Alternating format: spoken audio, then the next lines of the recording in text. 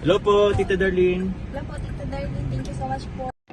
Hello, it's me, Darlene Vlog.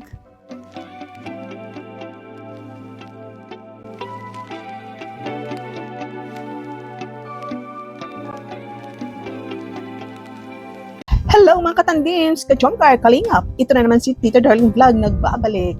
Ang inyong Tita Darlene sakitin pero masayahin, beauty pa rin. Kumusta na po kayo mga kachongkar? So ito no, di tayo nakapag-upload kahapon at ngayon, no, gabi na ang ating upload. So ito, napanood ko nung nagre-review ako sa live ni Kuya Val. At yun nga, abang siya ay nagla-live, may pumasok na basher. Anong sabi ng basher? Nako, pero lagi na naman may pumapasok sa live ni Kuya Val na basher. Pero alam niyo ba si Kuya Val, hindi nag-hide, no? Hindi siya nag-hide. Kasi pati basher nga, naka-jacket. Nako, basher, napakaswerte ninyo. Bakit ba kayo may jacket? Ganyan si Kuya Val, hindi siya madamot sa jacket. Hindi siya madamot sa moderator. Kaya magsawa kayo dyan. So bago muna natin reactionan, i-shoutout natin si Kuya Val sa Tina Vlog. Si Kalinga Prab, mga kasama natin dito sa Team Kalinga, mga charity vloggers, mga reactors, mga deputy ambassador, mga supporters ng Team Kalinga, at mga sponsor, shoutout po sa inyong lahat. So dito na po tayo. So habang nag-live si Kuya Val, may nagsabi, kasi nga, ito sa Vietnam. So, nag-live si Kuya Val, parang andun dyan ata sa EDC, nung nag-live siya. May, kasi ata yun, parang anniversary ng EDC. So, may nag-comment ng ganito. Dapat daw paalisin si Kalingap Jomar sa Kalingap dahil may asawa daw. May 2 anak. Ay, naku! Bakit ba ang balita na yan, ang chismis na yan, ang fake news na yan ay hindi matapos-tapos? Baka ikaw basher, baka ikaw ang asawa ni Jomar, no? Baka ikaw ang may anak ng 2 kay Jomar. Bakit mo ba alam? Bakit mo may ini-insist?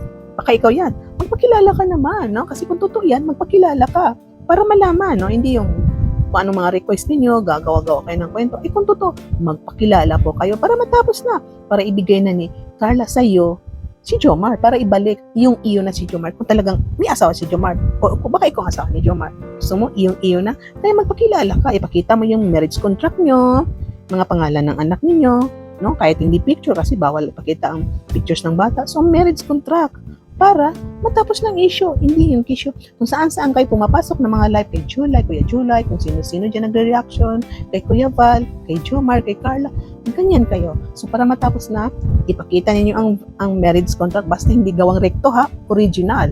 At saka yung mukha mo, mag-selfie ka ng wedding ninyo ni Jomar na talagang kinasal kayo, at saka meron kayong wedding ring, no? Hindi, lagi kayong gumagawa ng kwento. Kuya Val, tanggalin mo na si Jomar sa Kalingap. Niloloko niya si Carla. May GE pala yan. Single mother at may anak na. Kawawa lang si Carla sa kanya. Maganda ngayong maraming jowa. Ang manatili, yun ang totoo. Yun ang tapat. Ako, ang dami kong jowa noon. Nasa 50 ata. Lahat nawala na yun, lahat yung 50. Ang naiwan siya, tiid na lang. Ganun yun. Magkuha ka ng isang jowa, iiwan ka din. Buti kung kasal na kayo. Pag may jowa, maraming jowa, okay lang yan. Yung manatili, yun ang sa iyo. Akala mo ba pagka maraming jowa, may jowa ka na, siya na yun? Di Nakailan jowa ako? 50. 50 ang jowa ko noon. Binata ako. Ang naiwan siya, tiid na lang. Yan ang totoo. Ganun yun. Jowa ko 50. Yung iba nga umiyak pa sa akin eh. Ilan yung jowa umiyak sa akin? Dami. Sabi, pakis nga, darling. Ayaw ko. Umiyak. Kiss lang yun ha. Umiyak. 50 kaya ang jowa ko noon. Gwapo ako, Jomar. Kung may jowa man siya, kulang pa yun, jowa niya. Dapat jowa niya mga 10. Gwapo-gwapo ni Jomar. Tapos ang jowa niya, isa-isa lang. Jowa lang naman yan eh. Diba pag kayo kinasal, yan na yun. Huwag ka na magjowa. May jowa, may asawa ka na. Paramihan ang jowa ngayon. Hindi lahat ng babae tapat, hindi lahat ng lalaki tapat yan. Meron dyan mga lalaking ang habol lang ay pera. O ganda lang. May babae po dyan ang habol lang, ganun lang, di ba? Ang manatili, yun ang sa iyo. pinang-asawahin mo na. Pag nag-asawa ka na, wag ka nang magjowa. Di ba? Jowa lang naman yan eh. At yun nga, nung mabasa ni Kuya Val ang comment, ano ba ang sabi niya? Oo daw, marami daw girlfriend si Jomar. Collect and select, no? Oo daw. Alam mo naman si Kuya Val, mapang-asar, no? Ayun yung sabi, wala yan. Mapang-asar. Eh ngayon, inasar yun ni Kuya Val, nag-big deal na naman kayo, naniwala naman kayo. So, parang hindi nyo kilala si Kuya Val, parang hindi kayo supporters ng Team Kalingap dahil hindi nyo kilala ang ugali ni Kuya Val. So, yung pagsabi ni Kuya Val nga, oo, maraming girlfriend si Jomar, maraming asawa. At mas maganda yan, mas marami kasi mag-collect, at saka mag-select the best. Di ba yung tao kasi pag maaasar yan, isa-sarcastic ka, no? Yan ang isasagot sa'yo.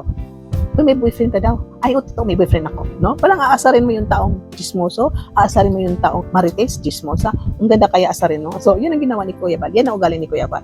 Sabi pang ni Kuya Val nga, si Jomar, bakla yan. Kasi hanggang ngayon, wala pa rin jowa. No? So, pag wala ka palang jowa, bakla ka. Si Edo, bakla yan kasi wala pa rin jowa. Si Mirador, bakla yan kasi hanggang ngayon, wala pa rin asawa. No? Mga ganon, no? So, alam po natin, si Kuya Val is ganyan po yan. Ganyan mag-joke si Kuya Val. So, pag hindi mo kilala si Kuya Val, hindi mo kilala ang ugali niya, baguhan ka sa Team Kalingap, nakapanood ka ng live ni Kuya Val, at ganyan ang sasabi niya, mapapaniwala ka. Pero itong mga basher na ito, no, parang hindi to baguhan sa Kalingap. Alam na nila ang totoo sa buhay ni Jomar, pero maghilig lang sila mag-issue, no? Nagagawa ng issue, hindi matapos-tapos. So yan, no? Huwag na. Lalo kayong aasarin ni Kuya Val, no? Lalo kayong aasarin pag pumunta kayo sa live niya at magsusumbong kayo. Alam niyo ba kung paano niyo i-prove na si Jomar ay may asawa? Ito na lang gawin niyo. Punta kayo kay Tolpo. O, thumbnail natin. May nagpatolpo kay Jomar. May nagpatolpo kay Jomar. At yun, may marriage contract. O yun, gawin niyo.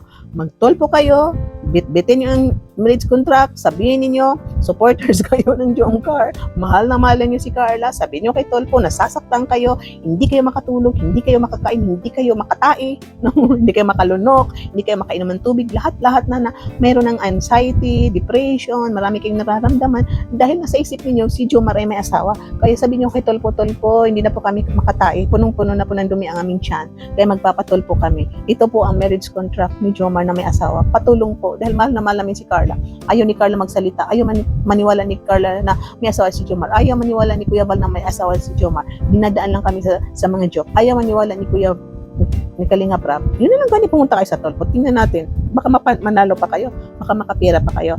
Or else, baka daling kayo ni Tolpo sa doktor at daling kayo sa Mandaluyong sa mental hospital dahil ang mga basher na paulit-ulit, hindi matapos-tapos, may sakit sa utak.